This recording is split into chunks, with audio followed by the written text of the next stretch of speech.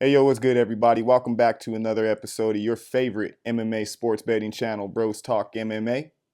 I'm your host, Utica, undeniably the illest cat around, aka Mr. Make This Pick Real Quick. I'm here with my bro host extraordinaire. You know who it is. It's Ray Bucks. It's Mr. Give me my belt, hand me my crown, the Parlay God. Yes, indeed. Or Mr. Throw Them Things if you catch us up at the casinos, which we had us a pretty nice night the other It was night. solid. It was Yeah. super solid. So, Shouts out to Josh. Yeah, shouts out motherfucking J Patty in this motherfucker, most man. legendary roll I've ever seen in my life. Woo! Shit, that shit done. He was throwing them things for real. Shit, we might have to start us a Bros Talk fucking craps channel, or I might have to get me like one of those little incognito fucking cameras or something, show y'all a live stream of how we get down on that. But for now, we're here to cover this weekend's pay-per-view. It's UFC 305. Hold up. Wait, what? We got the lightweight title on the line. We got Islam Makhachev going up against Dustin Poirier. This is a 12-fight card, so we're going to start with the first one. It's going to be in the flyweight division, which I could fight in right now because your boy got his goddamn wisdom teeth pulled not too long ago, and I've been on mostly liquids and fucking not putting the same type of garbage and things in my system, and my body is in like detox mode right now, and I've managed to lose like 10 pounds. So I moved down a weight class. I used to be a bantamweight. Right now, I'm fucking feeling like I could fuck Alexandr Pantoja up right now. What did you say? I'm just playing. That is a joke. That nigga would murder me. But anyways, we got this first fight starting in the flyweight division. We got Andre Lima going up against Mitch Raposo. This fight originally was slated for a different opponent for Lima, but Raposo's coming in on a 1-week notice. So we got Lima coming in at 8-0 overall. So that means, that ain't nobody beat them yet. They recently won a fight, if y'all remember, by the first stoppage by way of biting your opponent. Their opponent apparently, I don't know what the fuck happened. He wasn't even really doing bad in the fight. It was like, the second round. And while up against the cage trying to take down Lima, and I guess having some struggles doing it, he just opted to just bite the motherfucker on like the inside of his bicep. And I mean, like, he broke it, like almost broke the skin. And then Lima went and got that shit tattooed, got a $50K bonus. Hey, that shit was wild, but Bite of the night.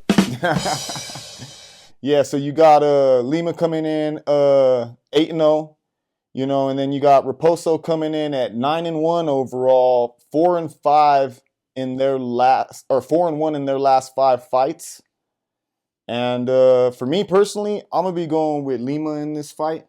I just believe that they first off, just with the 1 week's notice, that already is an issue. But then also, they just have really good striking. Their takedown defense is solid.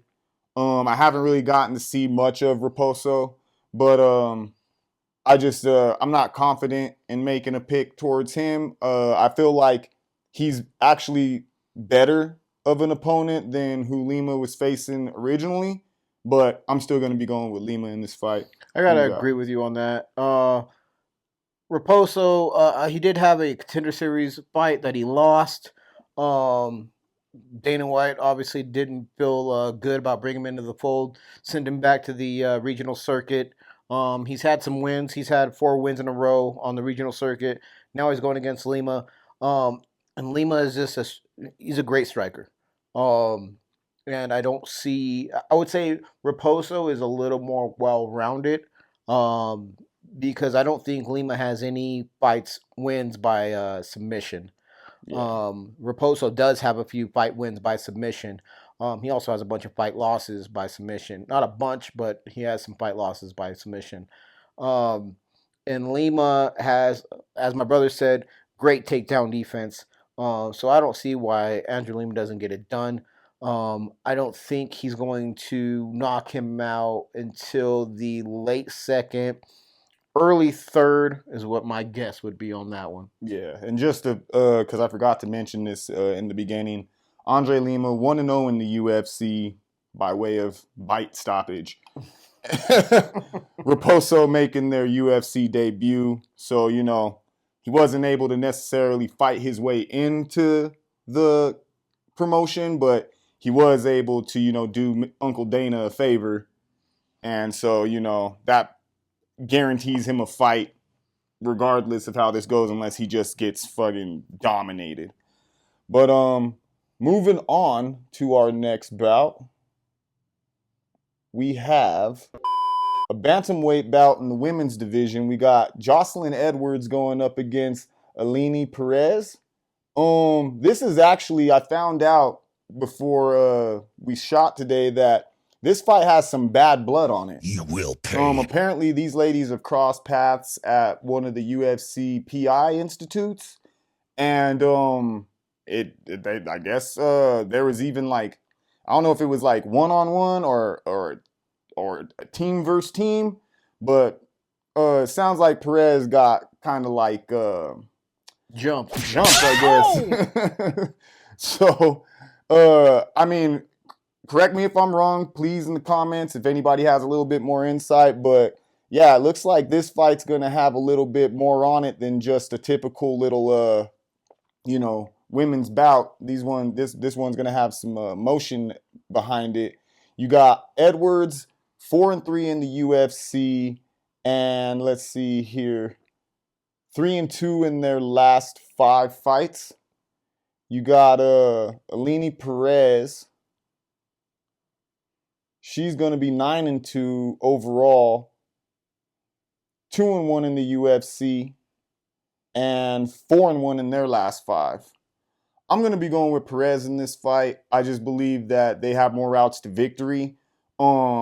Edwards isn't that great in the takedown defense department. It's pretty easily taken down and can be controlled from there on.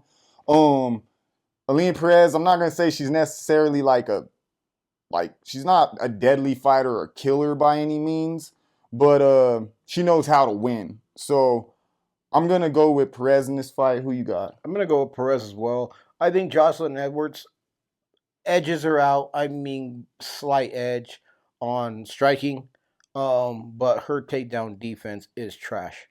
Ailin Perez does have decent takedowns.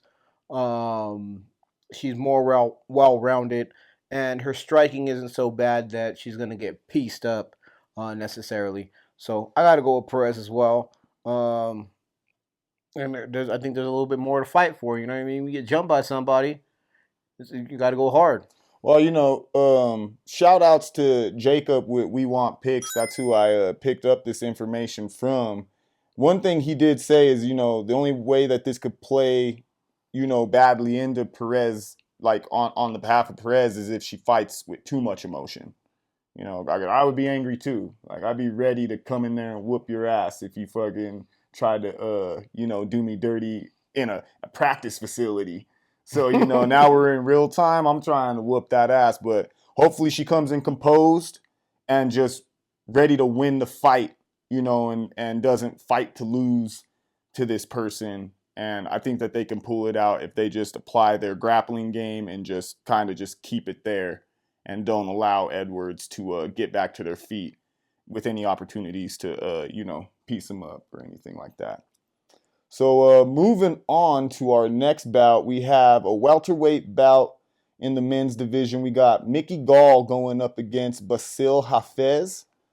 We got Gall coming in at 7-5 overall, 6-5 in the UFC, 2-3 in their last 5. We got Hafez coming in at 8-4 overall with 1 draw, 0-1 in the UFC, and they are 3-2 in their last 5. I'm gonna be going with Hafez in this fight. Their first fight in the UFC actually was against Jack Della Maddalena, and he actually held his own against him on short notice, and kind of had him in some tricky spots during that fight. So with the full camp, and I'm sorry, Mickey Gall isn't the toughest of competition. I'm definitely gonna be going with Hafez in this fight. Who you got? I've got to go with Hafez as well, right? He went to a split decision against Jack Del Madalena, um, which I mean speaks volumes Yeah, to me I at mean least. that's almost as good as winning the fight under the circumstances. Under You the know, like sure. his stock rose regardless. So I'm not sure why Mickey has the gall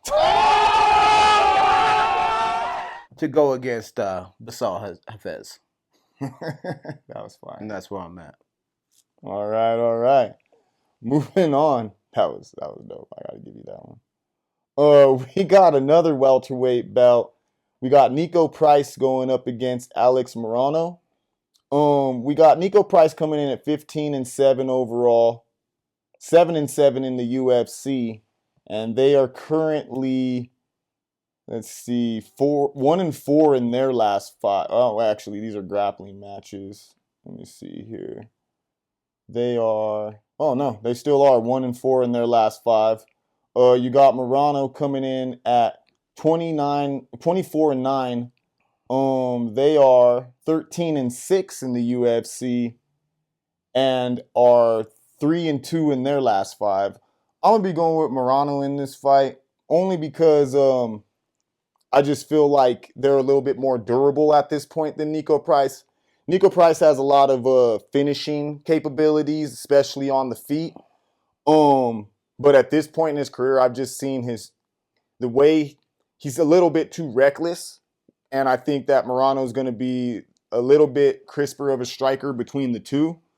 And I just feel like Niko Price is going to leave their chin exposed, and that chin is kind of weathered over some time. So I'm going to be going with Morono in this fight. It is something to note, though, that these two did fight, I think, back in like 2017. And Niko Price won that fight, but then it got overturned to a no contest. So I've got to go with Alex Morono, right? Niko Price has had his chin tapped his last 2 fights. You know what I mean? When it happens twice in a row, it means that you've got terrible striking defense, and your brain's just not right. You know what I mean? Like you're more susceptible when you get knocked out. You're more susceptible to getting knocked out more.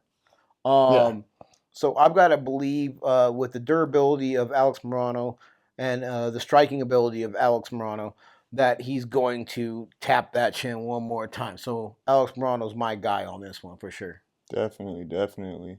Now for our third welterweight bout in a row, funny, we got Phil Rowe going up against Jake Matthews. Now Phil Rowe is coming in right now at 10-4 overall, 3-2 in the UFC, and is currently 3-2 in their last 5 MMA bouts.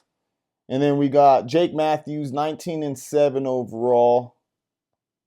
They're going to be 12-7 in the UFC, and they are 2-3 in their last 5. Me personally, I'm gonna be going with Matthews in this fight. I just believe that they have more routes to victory again. Good striker, really good grappler. I just feel like the pressure that they're gonna bring to Phil Rowe is just gonna be a little overwhelming. And for me, I can't really trust Phil Rowe. So I'm gonna be going with Matthews in this fight. Who you got? I'm going with Phil Rowe. I like the fact that he's working on his grappling in his off time. And obviously not UFC sanctioned bouts, but sanctioned bouts where he can get better. He's working on getting better. We also got to talk about the fact that Jake Matthews is coming from New Zealand to come fight in the U.S. There's a little bit of a jet lag option there or problem there. So I do believe that Phil Rowe can make this a good fight because he's improving on his grappling. Obviously, his striking, I think, is superior to Matthews. I'm not sure if you agree or not, but that's where I'm at, and I think Phil Rowe takes this one for sure. Okay. May the best pick win. I will. All right, moving on. We got a lightweight bout between Grant Dawson going up against Joselyne. We got Grant Dawson coming in at 22 and 1 draw. Let's see, they are 8-1 in the UFC with that 1 draw as well, and they're currently 4-1 in their last 5. We got Sloecki coming in at 13 and 4 overall, 5-2 in the UFC, and they do a lot of grappling. I believe they're 3-2 in their last 5 as well. So I'm gonna be going with Grant Dawson in this fight, even though he looked horrible in his last showing against Bobby Green, got his chin tapped like immediately. Like I don't even know. I feel like the wind from Bobby Green's shot fucking knocked that fool out. I don't even think he touched him. And then I also watched Joselyne get slammed on his dome and knocked out. So hopefully this just turns into a grappling match. And if so, I believe that Grant Dawson can take it. So that's who I'll be going with. Who you rolling with? I think this is a redemption fight for both these men. They both got to come back from those terrible fucking losses. Bobby Green is, well, he's got to be almost double fucking, well, not double, but I mean, he's quite a bit older than Grant Dawson.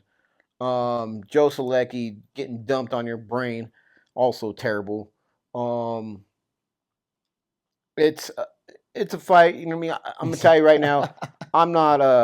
I'm gonna go get more beers during this fight. I think it's gonna end, but I just think like these are just. It's not gonna be the most technical fight, in my opinion. For me, it is a toss-up fight. Like this isn't something that I want to put a ton of money on. But I will say that I believe that Grant Dawson will win this one. I just think he does have a little bit more technical striking, but I think Joselyne has a little bit more power in the hands against him. So Dawson's my guy. Not strong. Not going in a parlay. Not going in my my lineups. Not doing anything other than like hopefully it wins me. You know what I mean? $5 or $10. I feel that. All right, moving on to the middleweight division. We got Roman Kopylov going up against Cesar Almeida. We got Kopylov coming in at 12-3 overall. They are 4-3 in the UFC and 4-1 in their last 5. We got Cesar Almeida coming in at 5-0. They are currently, I believe, 1-0 in the UFC and are, I mean, I guess if you want to count their kickboxing bouts, then they're 4-1 in their last 5 as well. I'm going to be going with Kopylov in this fight. I just believe as an MMA fighter, they're going to have more routes to victory, whereas Cesar Almeida has some really good takedown defense, but their skill set lies in the striking, and where I believe they may have the edge there, I just think Kopylov has more mixed martial arts prowess that he'll be able to apply all the way around with Almeida. So I'll be going with Kopylov. I'm going to go with Almeida.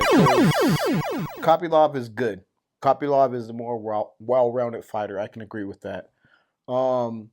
Cesar Almeida has the better hands, has the better feet, has good takedown defense.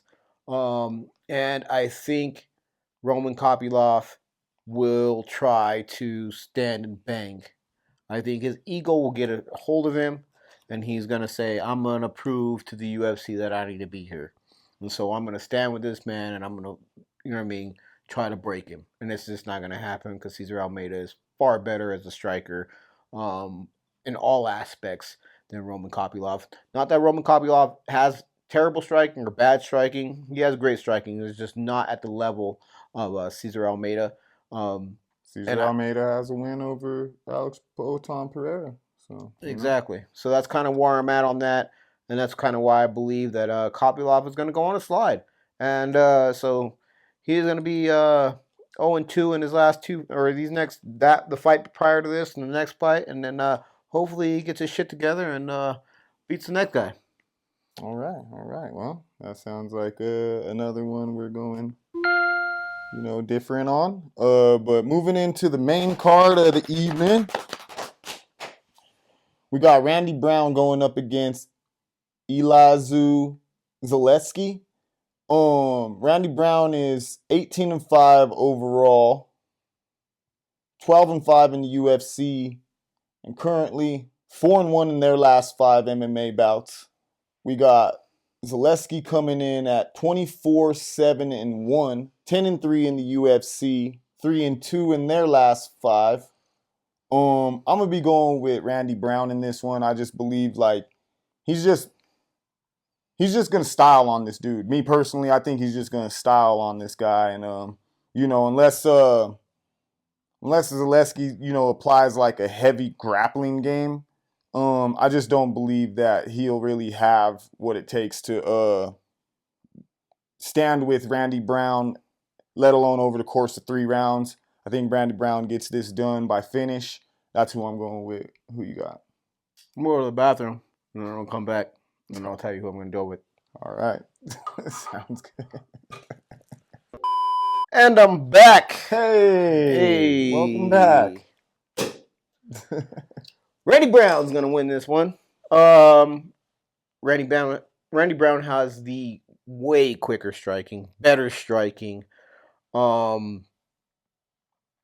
It's going to be a very, very tough day for Zaleski. Sure, that dude's name. And I just don't see any way that Randy Brown loses. Randy Brown's a very quick, feints a lot, is able to get away from the shots. He doesn't take a lot of shots. He's just the quicker fighter. He just has the better reaction time. And he can just catch you with that quick one that you're not going to ever see because he's hit you with another one that you were looking at, and then now this other one's coming. So, Randy Brown's my guy. Randy Brown takes this one. Definitely. Moving on to the heavyweight division, we got a bout between Jailton Almeida going up against Alexandr Romonov. We got Almeida coming in at 20-3 overall, 6-1 in the UFC, and 4-1 in their last 5 fights. I'm gonna be, and then we got, my bad, I was ready to make my pick right then and there. We got Romonov at 17-2 overall, 6-2 in the UFC, and they are 3-2 in their last 5.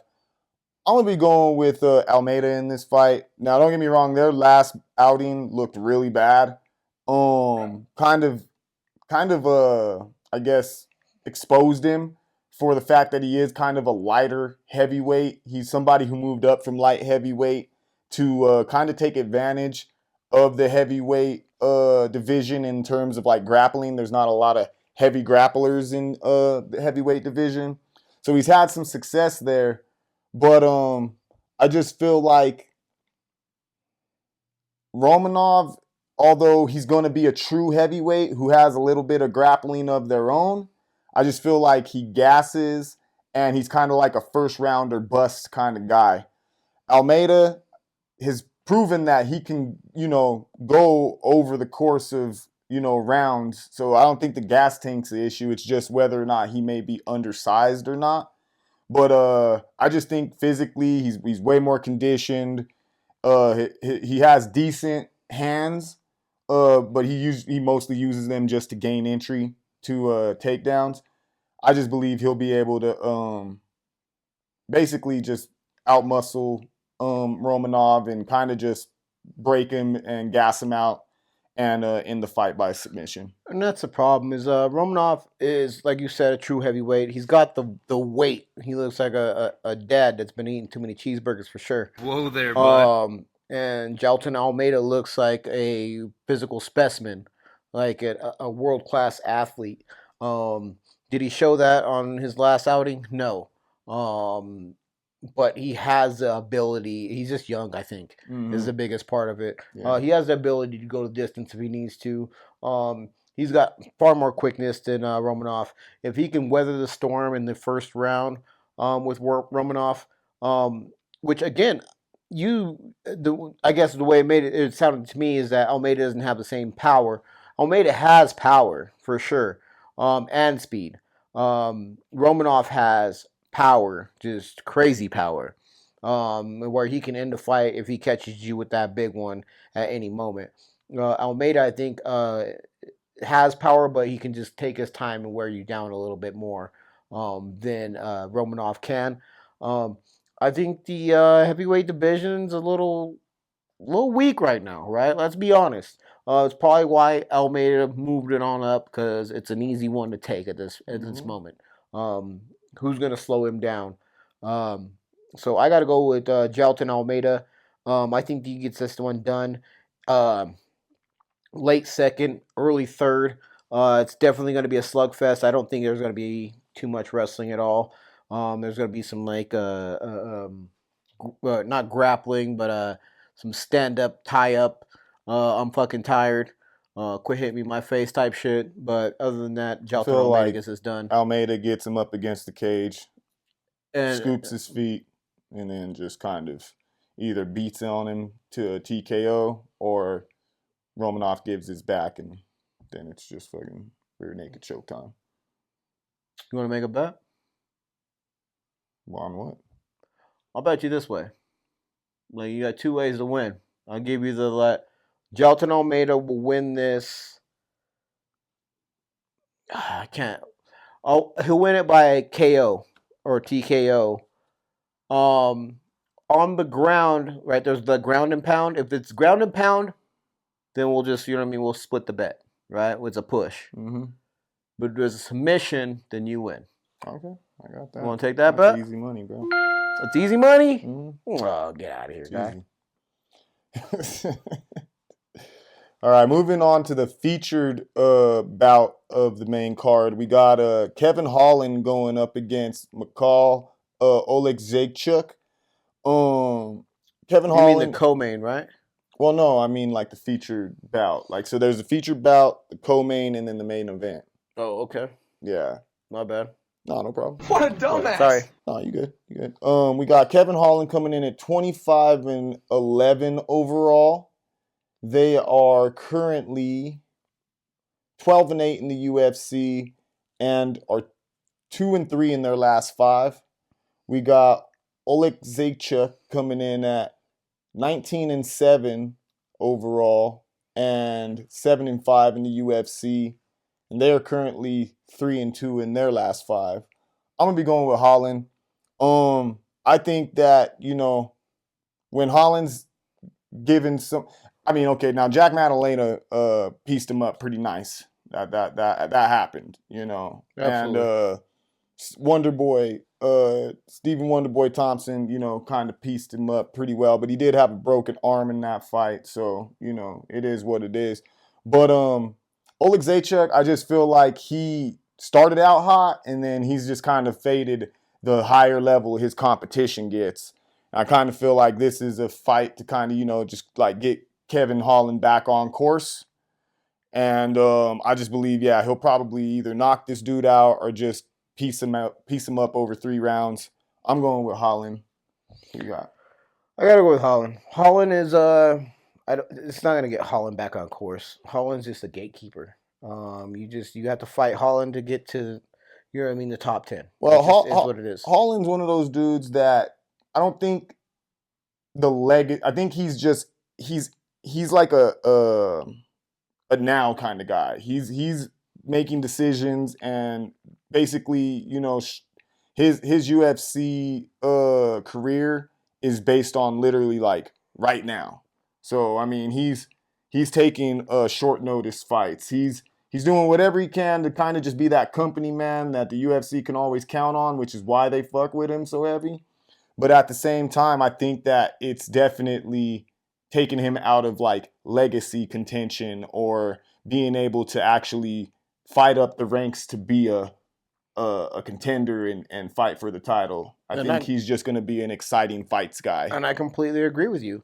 That's why I say he's a gatekeeper. Yeah. If you're able to get past Holland, then you get into the top 10, and then you're able to make your name. I think Oleksiejczuk is not that dude. He's not a top 10 dude. He's not a man who can get past Kevin Holland. This is a middleweight bout, by the way, which Kevin Holland, that's another thing. He jumps in between weight classes. He's fought at 170, fights at 185. I've got no disrespect for Holland. Holland is great. I think, hold on, put this. I give him a lot of respect because, he, again, like you said, he jumps between weight classes. He will show up on a week's notice and fight somebody. He's a beast for that. As far as planning out his legacy, he's trash at that. That's terrible. Mm-hmm. You know what I mean? Make sure that you're ready to do that, or you know what I mean. You're able to make that weight cut that's going to be good for you to fight the fight that you need to fight, and you're planning for a fight. But Kevin Holland, I think, is ready for this fight. I think he will absolutely stop Oleksiejczuk. Chill the fuck out, bro. And he'll keep him out of the top 10 ranks. That's just is what it is. Holland is a great fighter. I think he could turn things around. He still has time to turn things around if he wanted to, but I just don't think that's where his mindset's at. Not. I think whoever is managing him or whoever is helping him pick fights or whatever. I mean, I respect the man, like, you know what I mean, to hell and back. The fact that he's ready to jump in the ring with anybody, anytime, no matter what the weight, no matter who they are, that's mad respectable. Mm-hmm. I appreciate that, right? But it's not always the best thing for your career as far as moving up the ranks and figuring out where you need to be on the next level. Well, that's the thing, too, is, like, one thing you can give him is that even in his losses, he's not like getting finished. Mm-mm. You know what I mean? Like only Khamzat, which was like one of those fights he took on way super short notice. Yeah. I mean, literally week of the fight, they switched opponents around on the same card, and Holland ended up having to fight Khamzat, and fucking he got choked out because that dude's a striker and Khamzat's a fucking grappler, and Khamzat was a fucking slime bag and took him down when freaking Holland was trying to do a fucking hand touch, which you got to blame Holland for too at the same time. Hey, my dog. You know, but it isn't like these fools are fucking finishing him. So it's like he has the capabilities. He has the capability. You know? Pick a fucking weight class, run that weight class, and get it done. You know what I mean? Yeah, dial in. You know what I mean? Company man, I understand that. That's good too, right? Like, I think Dana White, he always says that, I love this fucking guy. I love this fucking guy. I love fucking Conor McGregor. He was ready to fight anyone at any time. But Conor McGregor wasn't jumping weight classes a whole bunch and like all over the place. All of his moves are pretty concise. Yeah. Like, I'm fighting in this weight class. Okay, now that I've got this weight class, then I go to the next one. I don't just, I'm going to fight anywhere, anytime, anywhere. Even with his next fight, he's making Chandler fight him at 170. Exactly. Because it's a fucking strategic movement. This shit is not this shit is chess, not checkers, right? But I do gotta respect that. I gotta respect the whole. I'm Kevin Holland. I'll fight anybody, anywhere, anytime, at any weight. Because, in my opinion, no one can beat me, right? I feel like that's how he feels about it, and he should because he is that good. I think that's also why he has 11 losses. Because he's willing to fight anybody, anytime, anywhere. And that wears on you. It's you know what I mean? At this level of competition, you can't do that. Yeah. You've got to decide where your lane is, stay in your lane, win your lane, right? And then if you want to, like, okay, now I'm going to focus on this weight class, win that weight class. There's a part of me that feels like he's not necessarily all the way in it either. Like, I feel like he's been low energy in his last two fights. He's just kind of... Because he's just showing the fuck up whenever he needs... Like, I don't think it's low... I don't think it's, like, low... I don't think it's even low focus. I don't think it's low... I think it's just a Like, It's whatever, just like, I'm just get this check real quick. well, I don't know if it's that. I think there's a little bit more in that, more into it than that. I think it's just like people need to prepare for months for an opponent before just walking into the ring and getting in there, right? Mhm. You need to prepare for a striking opponent. You need to prepare for a kicking opponent. You need to prepare for a grappling opponent, a submission opponent, a wrestling opponent. Like, you need to really have that figured out. And I think he's a great all-around fighter. He's able to go against any one of those types of people, but you can't just randomly do that. You can't just show up at any. You know what I mean? Mhm. It's a specialized sport. Yeah. So specialize yourself to your opponent. Oh, definitely. So I think Kevin Holland has this one, but Kevin Holland, like, man, figure out your career, my G. Yeah, real shit. You know, I mean, or hey, that's fine if you just want to be fucking Mr. Main Card, or fucking bounce between like featured prelim and main card, depending on how things go win loss wise. Hey, by all means, bro. But I mean, he'll still I know probably that be there's some considered people one out- of the greatest because he does. Like, again, he shows up and it's always an entertaining fight, and he goes for broke, I think, in my opinion. yeah, So he doesn't like to grapple though. I will tell you that he's not. No, it's not grappling. It's not his shit. All right, moving on. We got another middleweight bout, the co-main event. We got. I was about to do that, but co-main just gets co-main. That's it. We got Sean Strickland going up against Paulo Costa. Sean Strickland, former middleweight champion, 28-6 and 15-6 in the UFC. They are currently 3-2 in their last 5, going up against Paulo Costa, who is 14-3 overall, 6-3 in the UFC, and 2-3 in their last 5. I'm gonna be going with Sean Strickland. This is just one of those things where Strickland's just gonna be very crisp. He's gonna have his defense. This is definitely gonna be a stand-up fight. I'd say the only thing that Paulo does have going for him is his leg kicking ability. But in terms of striking, I just feel like Strickland's gonna be the crispier of the two. Paulo Costa is more of just a power puncher. And sometimes I just feel like he doesn't have the proper amount of output. Like, he should have won that Robert Whittaker fight, but he didn't have a good amount of output, and he kind of started too late. So, and I just feel like that's kind of the issue with him a lot, And Izzy pieced him up. He came in there thinking he was just going to, manhandle Izzy. Izzy freaking pieced him up, humped him afterwards, and he ain't really ever been the same since. It's true shit. No, he did though. You didn't see that? I seen it, but He did. So I'm gonna be going with Strickland in this bout. He's definitely he's gonna have that Philly shell, and I just feel like he's gonna piece Paulo up over 5 rounds. I mean, over 3 rounds. I don't think that it's gonna be a finish. I think that it's just gonna be a striking kind of like he's just gonna put on a clinic against Costa. But don't get me wrong, Costa, man, I love it. I love the internet personality. He's a funny ass dude. And I don't think his stock will, drop any if he loses this fight. But he is gonna start finding his way out of the rankings here pretty soon, or even, I don't even know. He could. I don't even know if he.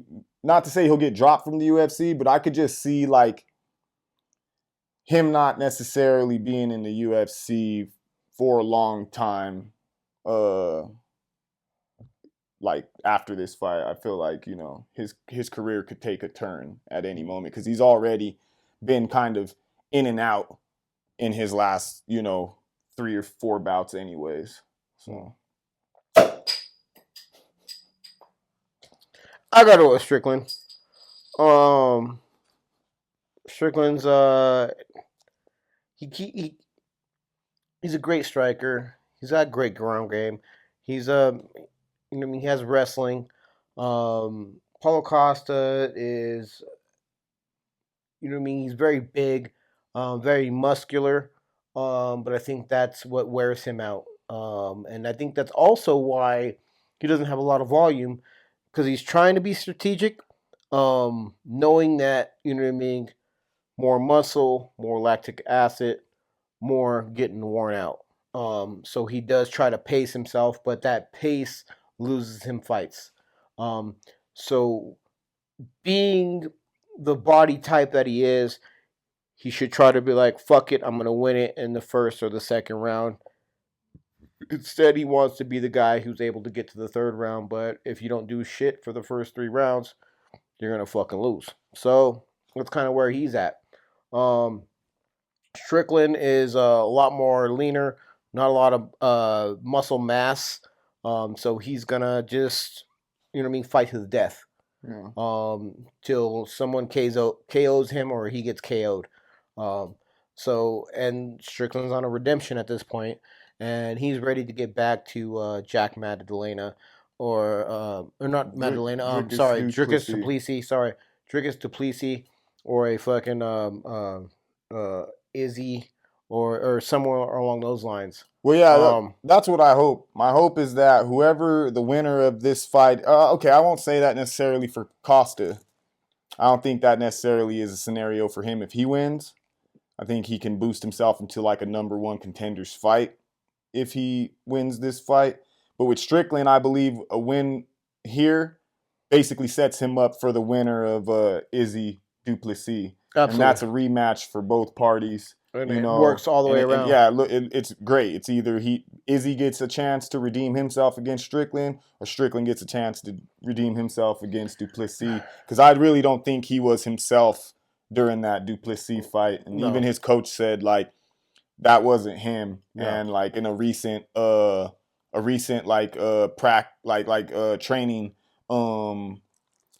he recalled telling Sean after winning like 3 rounds, you know, just sparring. Mm-hmm. He was like, yeah, this is how you fought Duplessis. You know, he's like, and even though you won these rounds, he was all like, you're fighting like you don't want to lose. Mm-hmm. You're fighting not to lose. You're not fighting to fucking win because you have nothing to lose. Mm-hmm. He was like, once he said that to him, apparently Strickland started mopping fools right after that. Yeah. So, I'm going to be going with Strickland in this one. I'd like to see Costa move up a weight. I think that would make more sense for his career. They've been saying that for a long time. And it just makes sense, right? Like he's got, okay, I'm going to say this, but I don't mean it as fact that he doesn't have the ability, like wrestling ability, grappling ability, whatever. He has beach muscles, right? He's too built for the weight class. Mm-hmm. You need to move up on that shit. You know what I mean? Mm-hmm. And you'll be I think he'd be a lot better and he'd be all right. He'd be a lot better, that's for sure. I just don't know. I don't know if he could fuck with the lightweight division. I think there's a lot of killers up there who would probably whoop his ass. And I don't know. I don't know if he'd be an undersized lightweight or light heavyweight. You know what I mean? We're talking about Paulo Costa, Israel Adesanya, and fucking Sean Strickland. Like, those are the 3 dudes. And Robert Whittaker. Is he fucking with any one of those dudes? You think he's winning against any one of them? No. So you either drop weight, which he's not going to drop any muscle. Bruh, he can't. He fucking can't, right? 170. So you got to go up. Jesus. Yeah, he has to. I think he'd be undersized. That's the only thing that makes sense. Yeah. No, you're right. Well, we'll be going with Strickland in this one now. Moving on to the main event of the evening. Going to piss. All right. Fun fact, folks. We actually already shot this segment that you're about to watch, but apparently some little... All right. I'm not gonna do what I want to do, but somebody, a kid who was trying to call his mom, dialed my number by accident, and then interrupted our fucking recording. So everything that we had spoke about this next fight we're about to talk about, which is the main event for the lightweight title, all of that got put on fucking pause and never got recorded. So here we are again, covering the main event of the evening.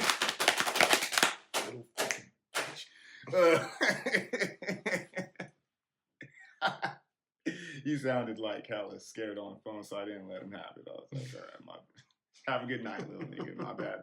Hopefully you get in touch with your mom. But anyway, main event of the evening, we got the lightweight title on the line. We got Islam Makhachev going up against Dustin Poirier. Once again, like I had stated in the clip that you guys will never see in life, this is Islam's first time actually facing a true lightweight since he's gotten the title. So we got him coming in at 25-1 overall. Of course this wants to act like that. 14-1 in the UFC, and I believe they're on like a 13-fight win streak right now. Yep. And then we got Poirier coming in. Long-time standing vet of just the UFC. We're not even going to say divisions because he's been in featherweight and lightweight. He's 30-8 overall, 22-7 in the UFC, and 3-2 in his last 5 against the elite of the elite in the fucking lightweight division. So, I'm going to be going with Poirier in this fight, but only strictly just from a heart standpoint. My heart's with Poirier winning because, you know, if he's after this, I don't think he's gonna be vying for a title again ever. And he may hang him up after this. So, you know, it would be nice even if he still hung him up after this, if he rode out into the sunset with a title. But I would be lying to you if I didn't say that my money is on Islam Makhachev. So, in terms of this show, you can align my pick with Dustin Poirier. I just believe that Poirier, if he is practicing his takedown defense and is able to keep this fight primarily on the feet, which Makhachev is going to definitely want to, he's going to want to stand and bang with him just for some reason, he's Khabib's protege, but he's not all the way Khabib's protege because he has a little bit of he got a little bit of ego in him. He wants to show you that he can beat you at anything that you can do. He can do it as well or better. So he's definitely going to stand with Poirier, but I believe the first sign that he sees of like, okay, this ain't quite going my way, he's going to go straight into grappling mode, and then he's just going to get Poirier out of here. Now, if Poirier is able to keep this on the feet long enough to maybe batter Makhachev to the point where now his takedowns are a little bit labored and or he's not able to keep Poirier on the ground once he gets him there, and this, this is definitely going to play into Poirier's favor. He'll be able to start beating on him through the course of 5 rounds, which Poirier can definitely fight 5 rounds. That's not a problem for him. Makhachev, he can fight 5 rounds as well, but as we've seen in his first bout with Alex Volkanovski, that 5 rounds gets a little tricky, and Volkanovski almost got him up out of there. And that's a featherweight, on a full camp. Now, the next time they met, which is the only 2 times Islam's defended his title, he got Volkanovski to fuck up. He kicked his dome off. And, but we have to, note that was a short notice bout. They weren't slated to fight each other. So Volkanovski actually just came in doing a favor for Dana in the UFC. I think he took the fight on super short notice. I think he may have took it on like 4 days notice. He took it on a ridiculous notice. And then, just got his head kicked off. So, I'm going to be going with Poirier in this fight. But I do believe that if Makhachev is able to get this to the ground, it's going to get very dark for Poirier, and especially if Makhachev decides that he's just going to get this done right from the get-go. Go put Poirier up against the fence, scoop him up, fucking choke him out. That very well most likely is what's going to happen, but I do believe out of anybody that Poirier could be facing, especially in terms of like when he fought Khabib, he got mowed over. If he had a shot at that fight again, rather than fighting Khabib again and trying to fucking fix some of his holes in that fight, I think that he might be able to assert himself a little bit better against Makhachev. But like I said, heart with Poirier, money on Makhachev. But on this show, my pick will be going with Poirier. Yeah. You heard him, folks. His heart is with fucking Dustin Poirier. Dustin Diamond. Dusty Diamond. Dirty. Dusty Diamond. Poirier. Hey, bro. I'm just telling you. I don't bet with my heart. I bet with my goddamn wallet. I was betting. I said the money's on Makhachev, but my pick is with Poirier. Your pick. My pick is not. Picks and bets are two different things, my man. What I'm telling you right now is Makhachev is going to take Dustin Poirier into deep water. Dustin Poirier is a legend in UFC. I do not have anything bad to say about the man. One of the greatest strikers in the division. Islam Makhachev is also a good striker. Maybe not the greatest striker. But he's also Dagestani.